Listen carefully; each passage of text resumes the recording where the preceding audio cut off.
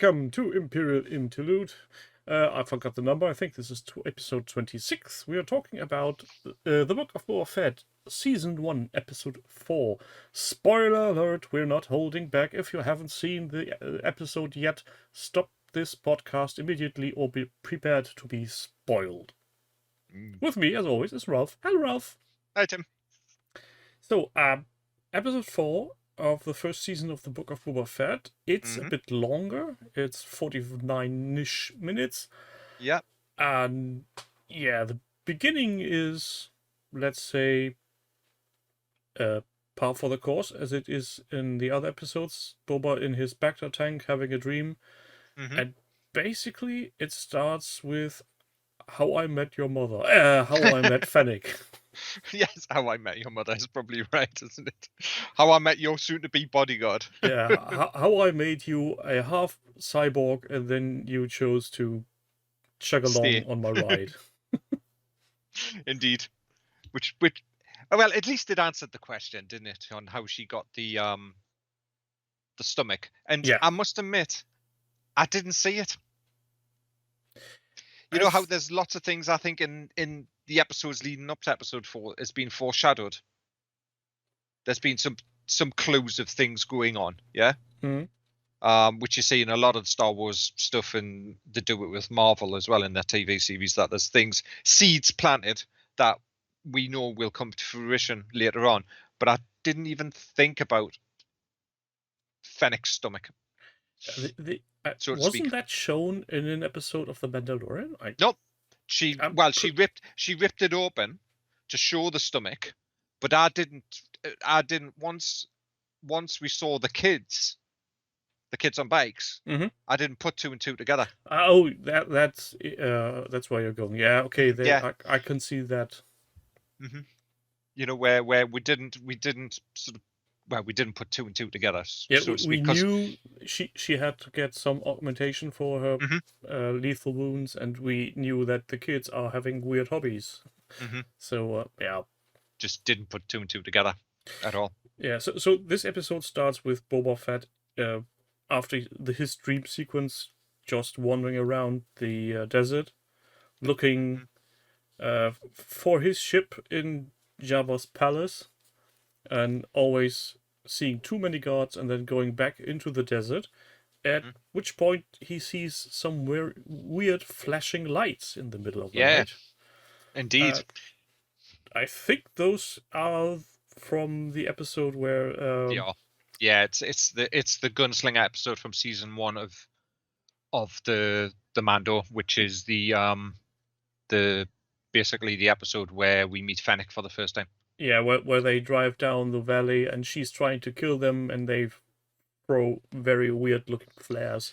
Yes, they fire flares into the sky, don't they, to stop her from shooting at them, pretty much. And then we get the Mandalorian episode, and we basically get the end scene from that episode.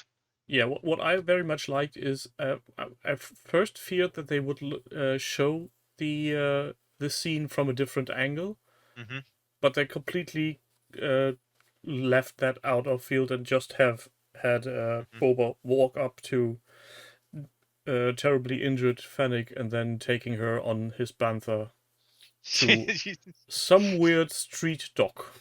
Indeed. I just thought it was quite amusing when we saw the way that he sort of splayed her out on the back of the bantha. You know, it's like sort of the typical sort of Western style. I've got this body. I'm going to dump it on the thing, you know, on the back of my horse and ride away off with it. And he took her to some kind of street dog. I say it would be the terminology used in Cyberpunk or Shadowrun. To rip a dog. Yeah, and I know this is some kind of cameo, but I have to be fair. Yes. Right, I didn't. Simply by the way that guy looked, I thought to myself, okay, this is probably somebody I should know or would be aware of anything. And when the end credits roll, he's getting as a special appearance, and his name is Stephen Brunner, also known as Thundercat. He's a musician. Ah, right. And I really had to look him up, and I think the only part of him, I somehow know he was part of suicidal tendencies. Because they did that last season as well. You know, they had that we know they have cameos in, but the artist that did all of on season 2 of The Mandalorian, sorry, in the first episode of season 2, where you've got all of that graffiti, they got the graffiti artist they got in is quite famous. I can't remember his name. I watched the gallery recently and he was mentioned. And what they did was they put him under makeup and made him an alien sitting in the crowd of the Gamorrean bat fight. Yeah, at the beginning. but that's more a cameo. That's something. Yeah, it wasn't you can't. it wasn't a speaking role like this was. And it's not only a speaking role; it's front and center, and his hairstyle is obviously actually his own. Yeah. So, yeah, it felt weird because he looked like somebody. Yeah, you lot know him, you youngsters out there. You know who this is. And I was going to no, I have no fucking clue who this is. Yeah, no, I had no idea, not a clue. So yeah, but yeah, it's the Ripper Doc concept. Yeah, and he then gets so Boba pays him and says she's dying, and you should have said that before, and then yeah, he puts some stuff in her without any anesthetics or anything else, and very little blood for all things considered. Yeah, but it's Star Wars, you know. I mean, we don't see much blood in Star Wars, to be honest, do we? No, we don't. We see the occasional limb being taken off, but that's about it. Oh, we will come back to a limb later on. And I think at that point there's also a bit of blood.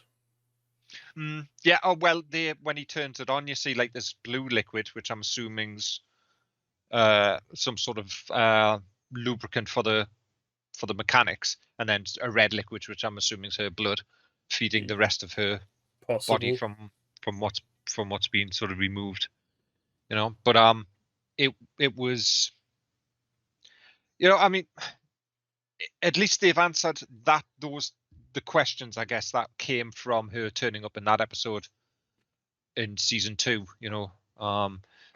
The reason that we know that the character survived pretty much wasn't just, I think, because of the Book of Boba, because I don't think they had that idea yet. I think it was because it was seen as being a very popular character, and didn't get much to do, shall we say? Or maybe there's a clause somewhere then that characters that are created within a certain budget need to have X amount of screen time to be considered valid. Definitely so, you know. I mean, yeah. And so Boba then takes her out in the desert again, tells her what his plans is, and then they go and take a look at the Jabba's palace again. Which I find funny that it's still called Jabba's palace, although Bib Fortuna is quote unquote in charge. Well, I'm guessing it's just what it would be called from the what you call it, you know, from sort of legacy. You know, I guess, you know, it's the Pit of Carcoon, it's the Sarlacc pit. Everybody knows that. Yeah, and maybe Jabba actually built the palace, so it would be his palace. No, he took over the palace. The palace was actually a monastery for the Bromar monk. That's those spider-legged creatures. Oh, very unfortunate. And Jabba took it over, if I remember correctly, because the Bromar monk, of course, are humans that have had their brains basically shun their bodies and put themselves in a jar, pretty much. Yeah. You know, they were basically the spider creature you see in Return of the Jedi, and almost like a throwaway character. Just then given some more background, I guess, within sort of the Star Wars canon universe. But if I remember correctly, and I could be wrong, so I'll probably be added in the comments, that Jabba didn't build the palace; he actually took it over. Yeah, and since they can't go in, Fennec pulls out a sensor drone that then goes inside the palace, and that thing had let's call it a weird acting pattern at one point. I mean, this is a tiny floating ball. It obviously can fly. It comes around a corner and sees, oh no, there are people coming. If I could fly, I wouldn't fly back around the next corner. I would just hover to the ceiling and Well, wait yes. for people to pass me. Yeah, very true. I mean, liberties with technology, I said, but it's not just a thingy. It's a droid, isn't it? We might blame pathfinding algorithms. Probably. And then of course, if we cut to the drone coming back, what the drone reminded me of is the Maul drones as well. Remember the 3 drones he had with him? Yeah, Just sort of. a mini version of that almost. I was a bit more reminded the training drones that Luke used on the Falcon initially, because they were around the same size. And then there was one of the Alien movie offsprings, I can't tell which one it was, where they had a similar tech going through tunnels and mapping 3D scans. Yes, if I remember correctly. It was either Alien or Blade. No, it was Alien. Was it one Alien? of the latest ones without actual aliens. What's it called again? Never mind. Never mind. Yeah. So Not relevant. it's not a complete new technology in regards of idea in a science fiction movie. True, very true. And then of course it comes back and it shows where all of the gods are. Which I thought was quite clever. I did quite It like showed that. life forms and special points of interest. Yeah, and I thought it was quite clever use of tech, within Star Wars. It's one thing that we haven't seen a lot of really is almost like new tech or new ideas or new concepts for the technology. Yes, we've got the moped bikes and the cybernetics, but we've had cybernetics previously. Luke being the obvious one, and Vader, of course, being the other big obvious one. Yeah, and generally Star Wars Lawbot is as well. Yeah, and generally Star Wars is very old school when it comes to tech. Just think about the binoculars they use. At any situation, they're just electrically enhanced binoculars. There's nothing fancy to them. There are no overlays that show weak points, armor plating, or something like that. What we have begun to expect from things like BattleTech or something. It's just it's what you know, but better. Yeah. So it was interesting to see. I mean, it is very 19. I think the thing is with the tech, a lot of the tech, it's very old school as yourself, but it's very, say, 1950s, sort of that sort of thing. Because we look at, say, the weapon. It's classic spy tech. Yeah, and also it's just the aesthetic generally of the tech is very old school, but I think that comes from George's original sort of visions of what he wanted. All of the weapons we know were made from World War II. And weapons I think and things like that. So they could have gone with different tech if they hadn't decided to stay on Tatooine. If it had been a different planet, they may have changed the aesthetics somewhat because it would be a different biome. But yeah, we know Tatooine, we know how it looks, we know it's a backwater planet, so it's obviously not going to implement the highest of tech all the time, but more or less have all the hand-me-downs. Yeah, it's one of those planets that, well, Star Wars generally, it's a bit like Star Trek, isn't it? The fact that it's one of those things where there is a lot of baggage. I'm going to say there's a lot of between the 40 years, even though we haven't had many films, there's a lot that was pre-set up in the old films, to do with the aesthetic George wanted. Yeah, people are expecting certain kinds of things to recognize it. And I think if you look at how, to devise a bit, how Star Trek Next Generation was conceived initially, it was a jump. Yeah, and I don't think you can do that really with Star Wars, because of the fact is they've kept that aesthetic all the way through, even to the new prequel series, really. Yeah, You know, I the think aesthetic has been kept. People would immediately lose interest. Very true. So we get before we get into the cave, there was one point where I cringed just before they started mapping out the palace. Oh yes, I know what you're going to say. When Boba Fett asked Fennec, "Help me recover my ship, recover my fire spray gunboat." Bloody hell, Disney! Would it kill you to call it Slave One for once? Obviously, it would. It's I did some checking, and I triple checked, and from what I can see, the ship named Slave One has never been said anywhere in canon. When you say said, you mean within a movie or TV adaptation? Within a movie or TV adaptation, I could not find any reference to it anywhere being called Slave One. In some of the novels, yes, but those novels where it was mentioned are now what's called legends, especially the Bounty Hunter, the Mandalorian Armor trilogy books that did. I think it's mentioned there, but I don't think. But then, of course, he also had Slave 2, but that was in some of the comics, I think. What about the computer games? Are they still canon? No.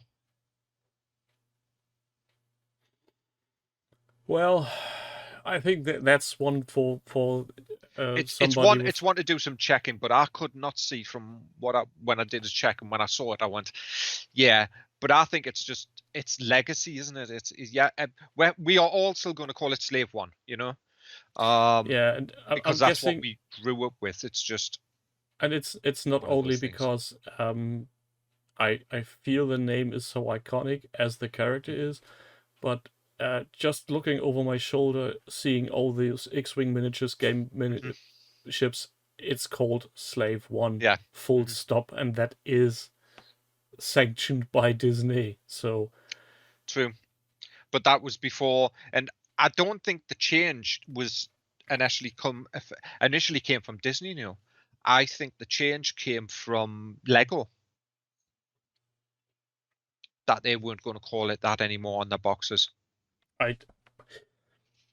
I think we can't be certain on that point. No, I know that Lego was the first where the news broke. Yeah. And again, and also the Revell model kits and the AMG model kits, it's all Slave One on there.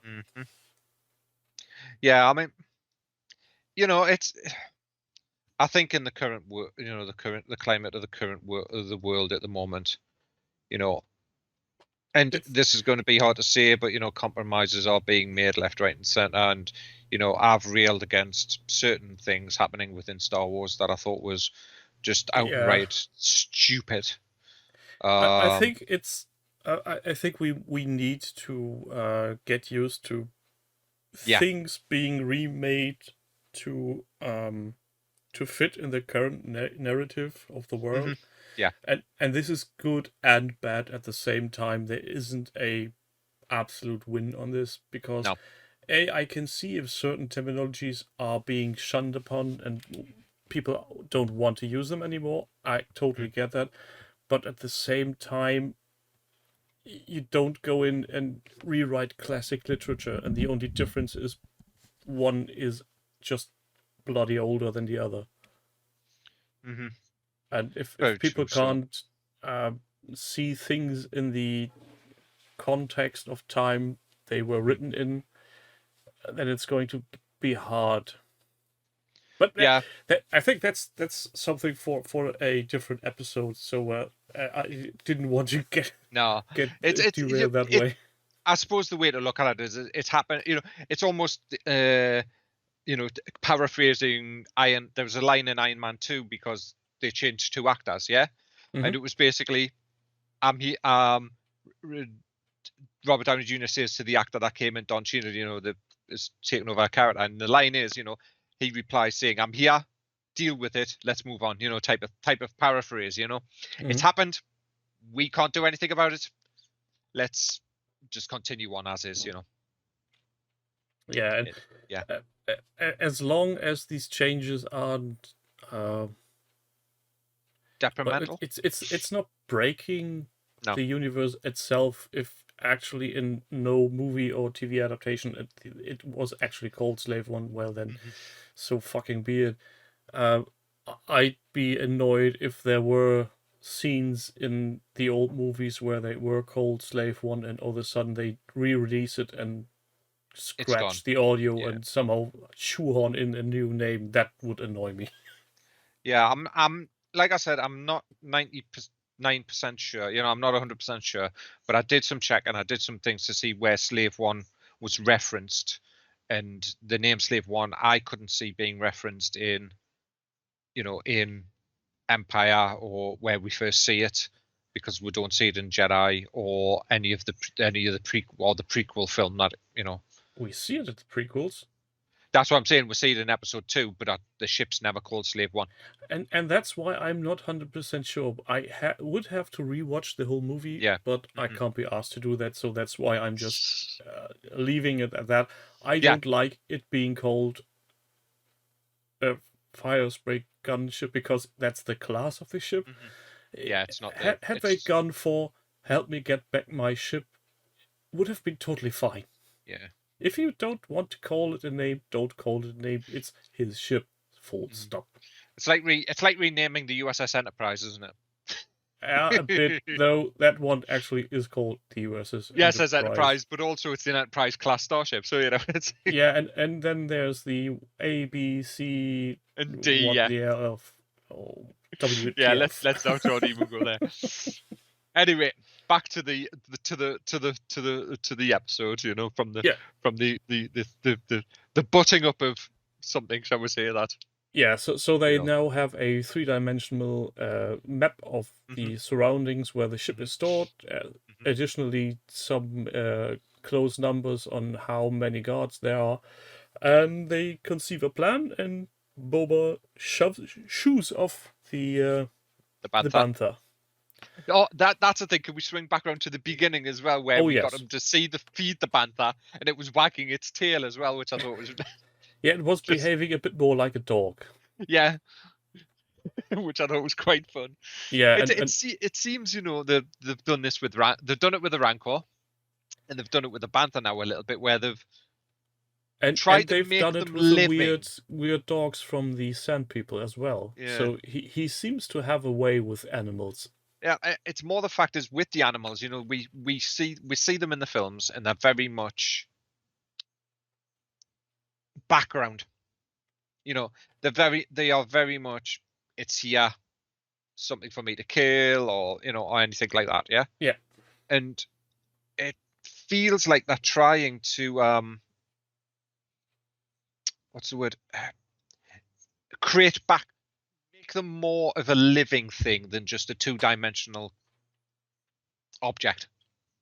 Yeah, it feels like they're trying to get rid of them as just a set piece, but a thing that is actually interacting with the world around it. So we've seen in the remake from Star Wars, the original one, where Luke drives in with his speeder into Mos Eisley, and then there's this Java falling off this weird long-necked... Yeah, falling off a Ronto. Yeah, so I think that's the start where beasts had become more of actors than actual just big props. Yeah, I think that's it. You know, that they're trying to... What it seems like, and they've done, you know, they've done this with the Sand People and things like that, is make them more than just something for them to kill or something for them to, you know. Yeah, it adds a bit of depth. The world feels a bit more lived in and more alive, or true, for lack of a better term. Yeah, it's fleshing out the things that George, no offense to George, you know, not that he's going to take offense from me, didn't flesh out.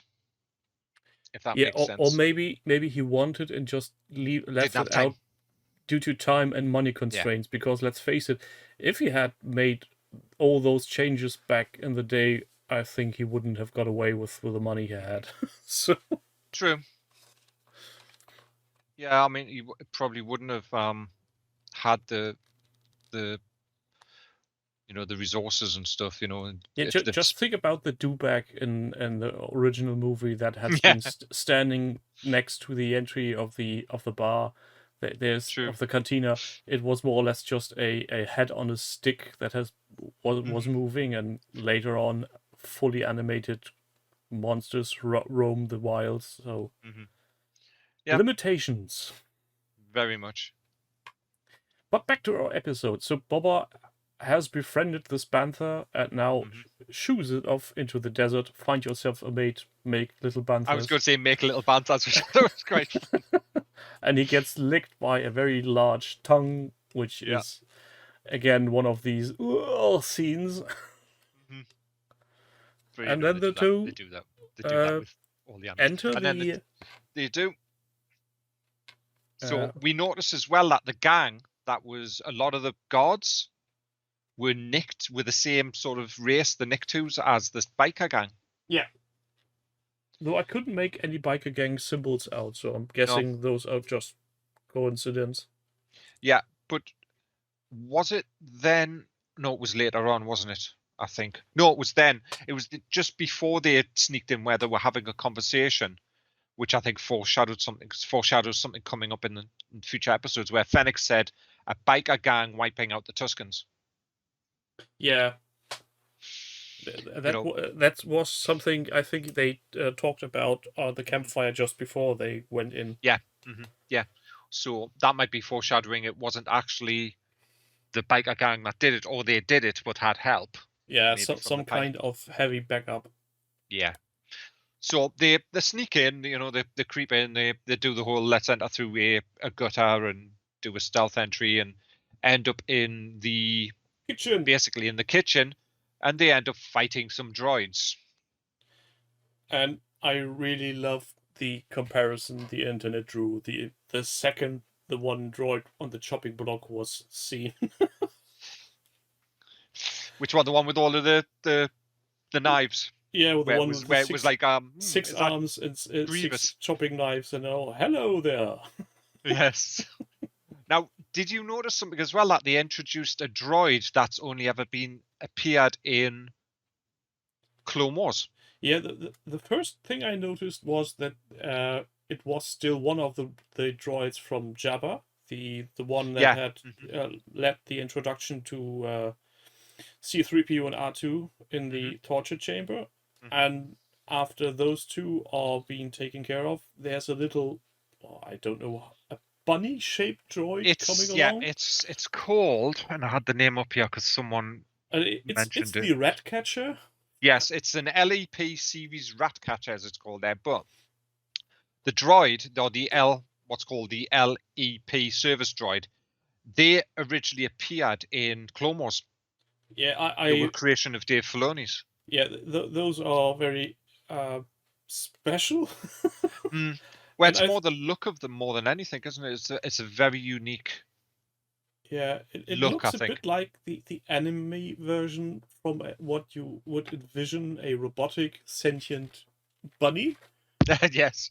And the chase around the kitchen was more or less a thing of beauty that reminded me a lot of things that Jim Henson did with Muppets. Oh, Fraggle Rock. Yeah. Yeah, which is actually back, and it's on Disney. It's on Apple TV Plus. Oh, bloody hell! I don't have that. They've brought it back. Yeah, I watched the first episode just to see what it was like. Oh. This is a side, but I thought Disney owned all of the Muppets, but I guess they don't, because Fraggle Rock, of course, isn't a Muppet show.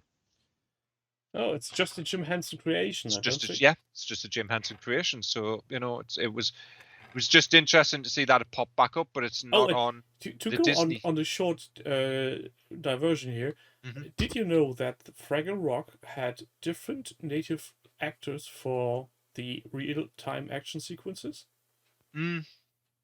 So the times when the dog Sprocket and his master are shown are different in every country. Yeah, they had, which I find, I don't know why they did it, but I love it. well, yeah, it was one of the many things Jim probably,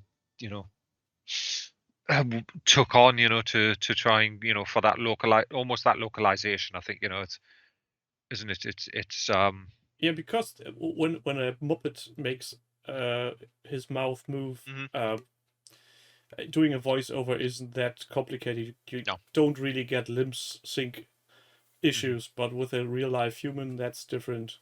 Yeah. And since they did that already for Sesame Street to a degree, I feel that's just a thing they like to do, and I loved it. But anyway, that's a sight. Yes. So after having a Muppet chase around the kitchen and the droid shutting himself off with a big red button, which I find hilarious, they keep on trying to get to the ship, which they eventually sneak through and do, and then we get the obligatory action sequence. Yeah, the mandatory. Oh no, we are almost out, and now everybody gets us, and we try to get out here, and they, well, basically they blast their way out. And they pretty much blast their way out. But it was nice to see this 2 Gamorreans that have ended up becoming his bodyguards in the scene as well. Yeah. And I think I noticed in the episode the Gamorreans that were in this dream sequence, they had a bit more clothing on, and I think that was very much more to how I remember them in Return of the Jedi. So maybe it wasn't the figure or body type as such, but the addition of some leather shirts or something, like a leather pauldron and stuff, which is how they looked in the original. And if you look at when they were reintroduced in, should we call it the Mandoverse? Because pretty much that's what it is, isn't it? All these shows are interlinked in the same part of the Star Wars universe, isn't it? It's the Mandoverse. If you look at them when they were introduced in episode 1, season 2, they were thinner. Yeah, but a lot thinner. They were a lot thinner than they were, when we see them in Book of Boba and when we saw them in Return of the Jedi and stuff. So, but also that could be because those maybe are young versions, or because they are fighters and not guards. Yeah. Well, it was just one observation that we sort of see with when they're introducing some of these things. Or maybe enough people have complained that those 2 Gamorreans from the Mandoverse had looked like they were on some kind of diet. Yes.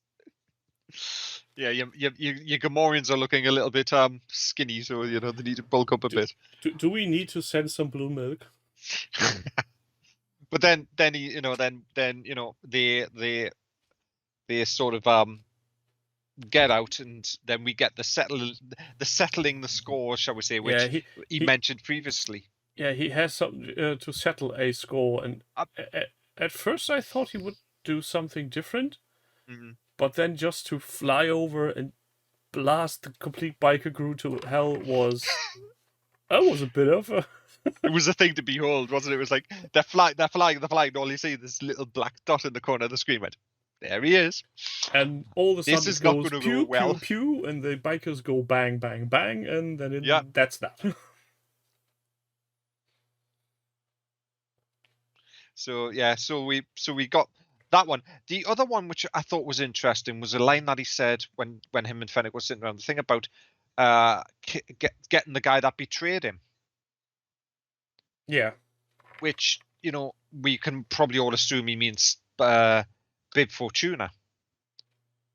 But does that mean betrayed him as in leaving him in the Sarlacc? Or, was Bib... There's a rumor, there's a fan rumor going around that Bib drugged Boba. That's why he ended up smacking into the side of the ship. He wasn't himself when Han pitched him into the side of the sail barge. Don't know. It was just, did he mean? I think that's something we should keep out of speculation, because I don't know where that actually is going. Neither do I. It's a weird one, to say the least. That that there's speculation and things around that. So it's.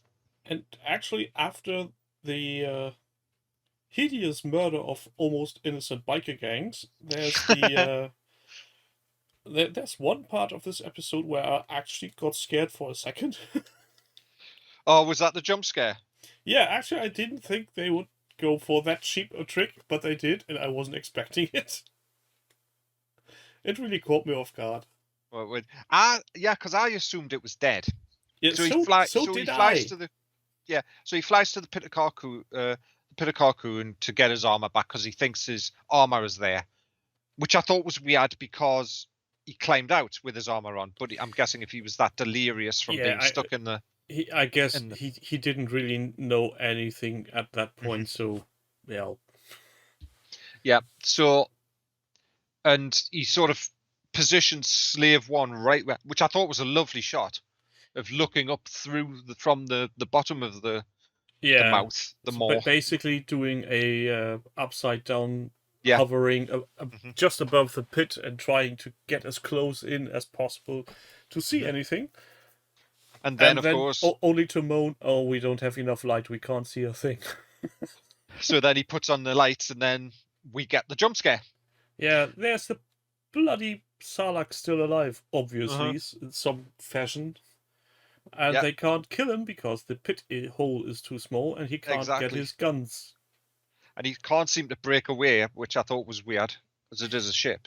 Yeah, but the ship is... we have seen similar things in different sides of the universe. If a ship is upside down, it's just using his repulsors. Those aren't made to lift, just to keep hovering. So I give him a pass on that. What I really didn't give them a pass on is how they actually got free, which was a bit... where Fennec pushes his buttons. Yeah, and then a seismic charge that's on the backside of the ship somehow conveniently rolls down and into the pit, which I found was a very a little bit of a plot device, but still we got to see the seismic charge, which is always good. You always get that lovely sound effect. So and that thing going off underground, just smashing the Sarlacc to smithereens. Yeah. So, and then they're able to basically lift themselves up, and that's where he does the joke about "Don't touch my buttons." Yeah, and after that, he climbs into. I was going to say he climbs back in, which got me was like, really? Yeah, so that's why he's anything, and yeah. Oh, and the funny thing is that must be why. Sorry, Tim. That must be why he's reusing the Bacta tank then as well. Yeah, possibly. And also, what I found really interesting was that Fennec told him, "Yeah, your armor will be dissolved by now." No, just the paint job. The Beskar will survive. Yeah. Which is, what the hell of a material is that, and why don't you make starships from it? The Mandalorians do. Or did. Sorry, yes, they did. And then of course we get the is it the thing where they're sitting around where Fennec's basically asking, pretty much about the what he's planning on doing. Yeah. I think that was pretty much when they were sitting around, weren't they? At that point as well. Or is that when he climbs out there, it cuts to... No, he climbs out and they sit at the fire and he tells her what will be next, and she knows where to find. And she will staying for the ride for the time being. Yeah, she'll stay for the ride. And then we cut to him coming out of the Bacta tank. Or then we get a load of flashbacks of him killing Babe and all of that stuff. Yeah, so it basically catches us up to, I would say, the beginning of this season. Yeah, and he gets out of his tank, and the healing sequence is complete. So I'm guessing that's the last of his dream sequences. Yes, that's what got me, was when the droid announced you were now fully healed. The droid replies saying that he's now fully healed. Yeah, it's like, yes, right. So that means he no longer needs. We will no longer get those flashback sequences because we're now all caught up to date. At least not in that amount. We may have one or two still coming at times, but I wouldn't count on it. Yeah, there may be, a couple, but I can't see any more flashbacks. I can't think of any more flashbacks other than even then possibly dealing with the Pikes. Yeah, possibly. But even then, I think we've set the Pikes up, so we know, that's coming on. And then, I mean, I'm just trying to read through the thing here because that makes no sense. Shan reports the prisoners singing like, all right, yes, she basically Fennec comes in at one point. When he comes out, because she mentions about the and then asks about the scars on the inside. When the droid says he's fully healed. Yeah. And then she says, yeah, but the scars on the inside, and then he asks about the mayor's major dome when she says he's singing, he's talking, and that there's no sign of the mayor. Fett then summons the armor. Fett tells him that the mods are combing the streets of Mos Espa looking for the mayor. And then Fett decides that he's going to show his face. Yeah, and he goes to the Sanctuary. very well-known etablissement. Which name eludes me again? Which one? The Sanctuary Cantina. The Sanctuary Cantina, yeah. And then, of course, sitting in there, we have Black Chrysanthemum sitting in the corner, nursing a drink, menacingly sort of menacingly watching some Trandoshans. Which seem to have a lot of fun and luck winning games and money. And at some point, I think something snaps within.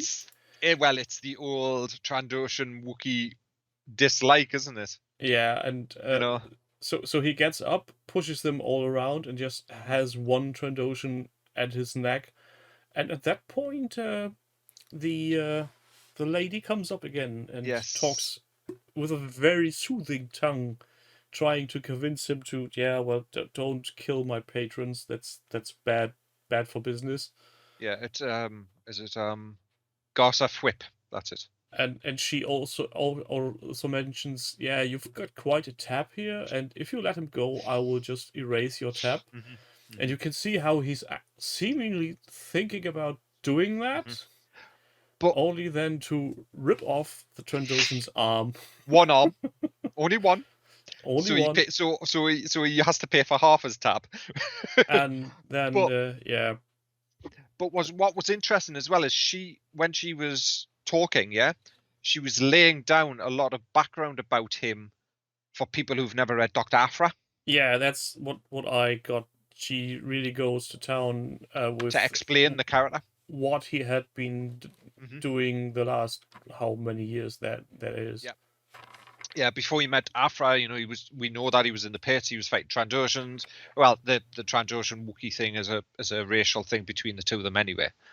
Because you sort of see that's what Bosk was doing. Bosk was hunting Trandoshans and was after Chewbacca at one point.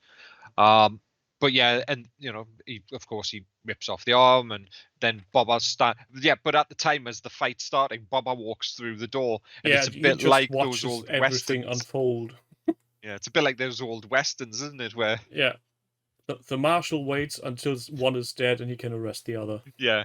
So and then he sort of he sort of comments to her, worth a try, and then follows Black Chrysanthemum out and offers him a job. So we now have Boba and Chrysanthemum together. So the first part of the Magnificent Seven that Boba's going to set up. Yeah, and after that they invite 3 families over to discuss the further dealings on what is about to happen when the Pikes start a war on Tatooine. Yep. And at first he tries to convince them to join his aid, and they just don't see any profit in it. But he then, after showing his little pet... Yes, I thought that was quite amusing. It was like, they were all sitting around quite happily, and then all of a sudden there's some Rancor claws going through the floor, and they all jump and are scared shitless. Definitely. It was just shall we say the way of they're all sitting on top of the Rancor pit, and it's like beware, master, Yes. you're standing on top of a... Yeah. Wah!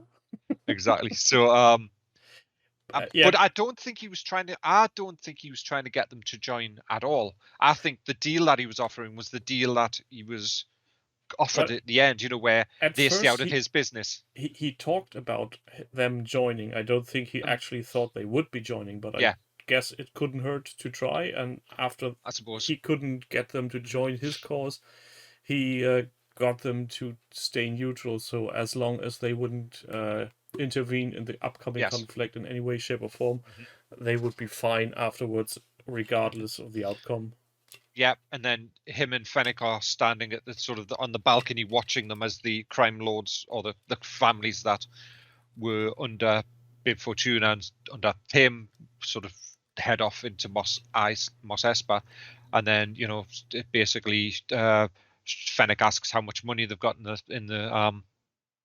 the reserve, and he says, "I've got plenty of credits, just short of muscle," and then she goes, with I know credits where she to would get buy some. muscle.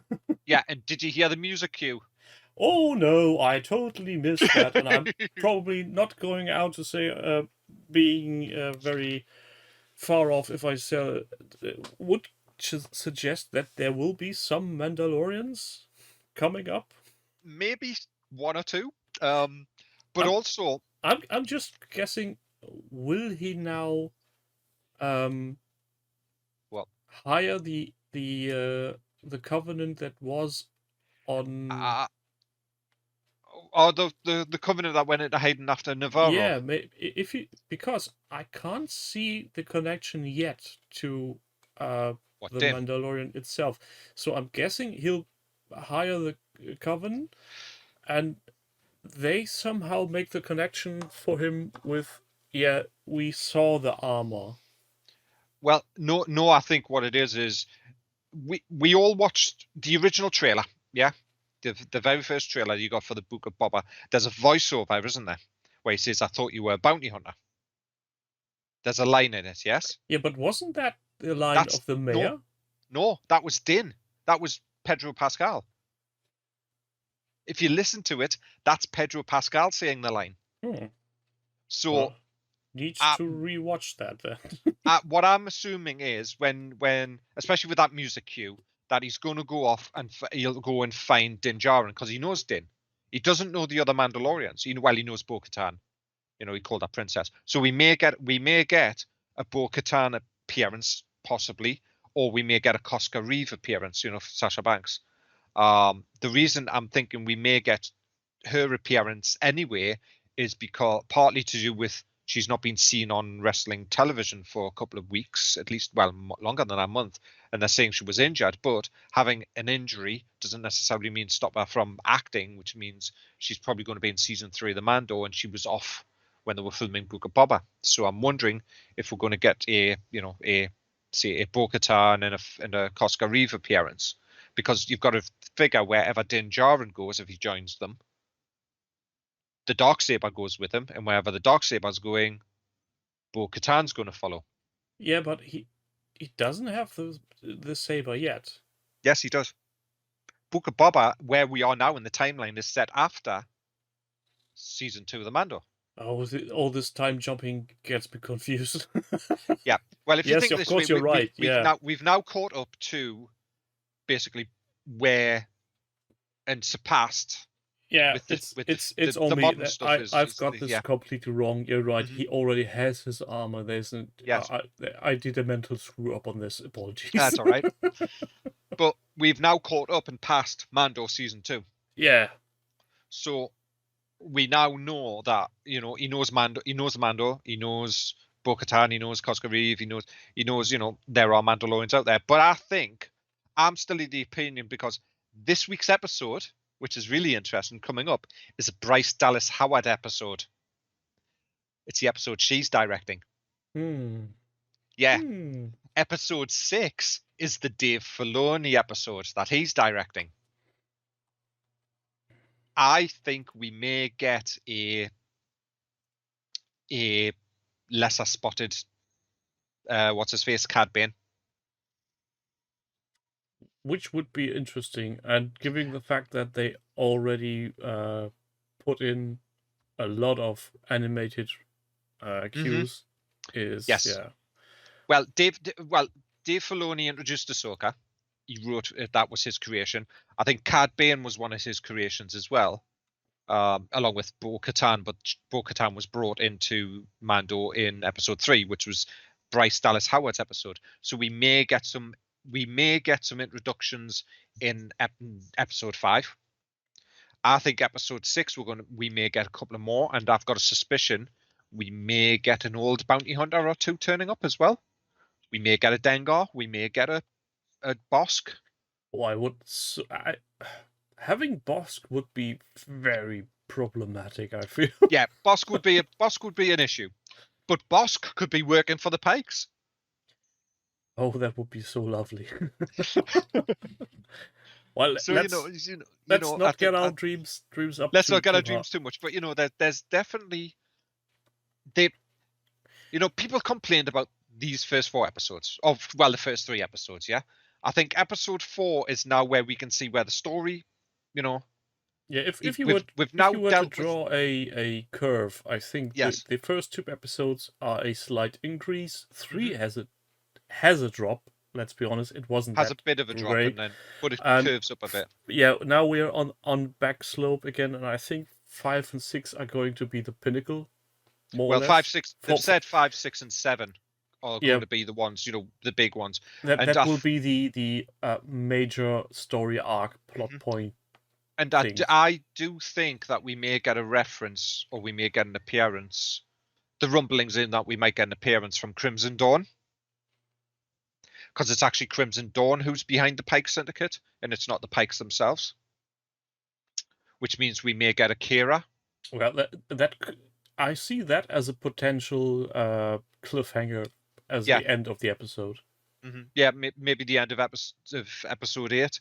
Some door 7, opening and someone stepping in and saying, "It was me all along." Yeah, but does that mean? Well, we haven't heard if we're not getting if this is just a one and done. Have we? Supposedly, it was going to be a one and done. 1 season, that's it. Book of Boba done. But I think with the popularity of the Mando and all of that stuff, they may do a multiple episodes, and we know that there's talk around Tamura Morrison being in Kenobi, playing Commander Cody, possibly. Yeah, I think. And there's rumblings he's going to be in Ahsoka playing Rex. I don't think that they. This is how I think it will end. Either we will have a grand finale without any cliffhangers, and that will show us Boba is a one-off and done, or we will get some interesting cliffhanger, and Disney will reserve the right to change their minds. Yeah, like they normally do with Rangers of the Republic, Rangers of the New Republic and things. Yeah, but yeah, I mean, I think this episode on the whole, even with it was a good solid. Here's how he met Fennec, so we've answered those questions. This is where he's going to go at setting up episodes 5, 6, and 7. So it's all been, I think, all these 4 episodes now have all been to set up basically the last 3 episodes. And I think just from a enjoyment level, this one was higher on the list than the 3rd episode. I think at the end we will see that the 3rd episode is potentially the weakest of them all, just because they try to or need to string everything together. Yeah, it was the weak episode, and I'll say this. Yes, it was a weak episode. I mean, they've all been good episodes, but yeah, 3 was definitely the weakest. And I think what let 3 down. It wasn't a bad episode. It could have been a bit better if they would have either left out that weird chase scene, or would have made it a quick chase scene. Yeah, either way, the episode would have been better. Faster, or just don't. Yeah, that was the problem I think with that episode was the speed of that chase. Granted, you know, there's nothing wrong with the aesthetic. I've got no problems with the aesthetic. I know people were going online about it being Power Rangers. It's like, yeah, George done this, you know. George has done this in the, you know, in the past, you know, with his aesthetic. So, you know, it's like you're not changing anything there. and as I've said on different occasions before, I think these are very young people on a desert planet, and if they Yes. are rebelling against the establishment, against their parents, there isn't very much you can do on the desert planet but then to get some paint. Very true. Well, I was going to say, if you're going to rebel on it, you know, if people got any complaining about the bikes, just watch the Phineas and Ferb episodes, you know, from that was set on Star Wars. You know, for people, Disney a Disney character called Phineas and Ferb. You know, they are, you know, they are makers pretty much, and they redo their bloody land speeder when they meet Luke. You know, they have these pimped out engines in it and stuff, which I thought was just very silly. But you know, it's a kids' cartoon. But you know, I mean, if you're going to complain about anything, why are you know? There you go, something else to complain about. You know. Yeah, it's and let's be fair, it's not everybody can love everything that's technically impossible. True. So yeah, it's I know I've been on the record for not liking stuff and bashing around things. So yeah, I'm no better than most of other people. Very true. But then again, just to have a prop make ruin your enjoyment of an episode is a bit short-sighted, I feel. But then again, if you're not into that wave, first and foremost, you may have just haven't got any interest in it at all. Very true. You know, it's you know, it happens, I guess. You know, you can't please all the people all the time. No, if you try, you'll end up with a very sore buttocks. Very true. Well, but you know, I it's think like we've said everything about this 49 minutes of Book of Boba Fett, and I think next week will be potentially much more interesting and exciting. yes, And, I think, like I said, you know, the voice of the voice that we hear in the trailer is Din Djarin's voice. So you know, yeah, I'll need to look that up just when we finish recording to see if I can hear that again, because usually I hear such things quite easily, but it's definitely not the mayor. That somehow must have gone by, or I just didn't really care because I was more or less trying not to spoil myself the fun of the episode. True, but yeah, it's yeah, definitely not the mayor. Well, with that said, I thank you, Ralph, for your input. I thank everybody on the internet who is listening or watching this episode, and we will be back again next week with hopefully a bit more excitement. Until then, remain indoors, stay safe, stay sane, keep hydrated, and all the good things. Hit like, subscribe, and I don't know what else there is. See you a lot next week. Bye.